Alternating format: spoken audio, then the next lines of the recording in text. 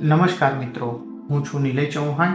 આપનું સ્વાગત છે મારા નવા આધ્યાત્મિક સફર પર the lost kingdom echoes of ઇટર્નિટીમાં.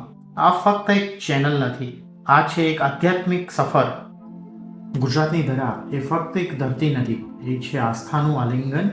અહીંના દરેક પથ્થરમાં એક કથા વસે છે, દરેક તળાવમાં આસ્થાની ઝાંખી છે અને દરેક મંદિર એ શક્તિનું પ્રતીક છે જે સમય, વિજ્ઞાન અને માનવ સમજણની ઘણું બહાર છે.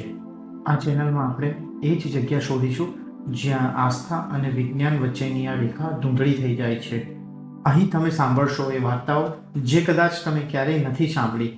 અહીંથી શરૂ થશે ગુજરાતની એ ભૂલી ગયેલી ગાથાઓ, દેવતાઓની, શક્તિઓની અને અવિનાશ આસ્થાની.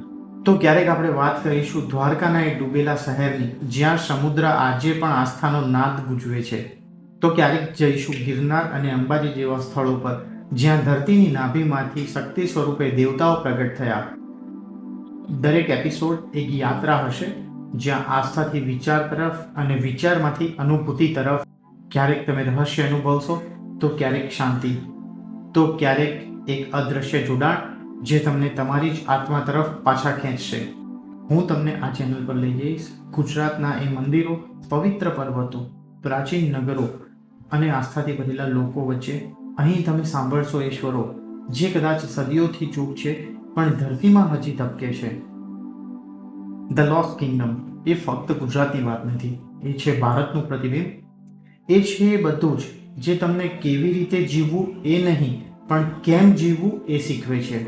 આસ્થા, વિજ્ઞાન, ઇતિહાસ કે પછી આધ્યાત્મિકતા, અહીં છેલ્લે બધું એક જ થઈ જશે, કારણ કે અંતે તો સત્ય એક જ છે કે આસ્થા એટલે શક્તિ અને શક્તિ એટલે શિવ. મારી ઈચ્છા માત્ર એટલી છે કે તમે આ વાર્તાઓ સાંભળો અને પોતાનું પ્રતિબિંબ શોધો, કારણ કે કથાઓ માત્ર ભૂતકાળ નથી, એ આપણું અસ્તિત્વ છે. હું છું નિલય ચૌહાણ અને તમે સાંભળી રહ્યા છો the lost kingdom echoes of eternity. જો તમને પણ લાગે છે કે આસ્થા ફક્ત પૂજા નથી, એ એક અનુભવ છે, તો આજે જ આ યાત્રામાં જોડાઓ. સબસ્ક્રાઇબ કરો, નોટિફિકેશન બેલ આઇકન પર ક્લિક કરો, કારણ કે આગળની વાર્તાઓ તમારા મનના દરવાજા ખોલી દેશે.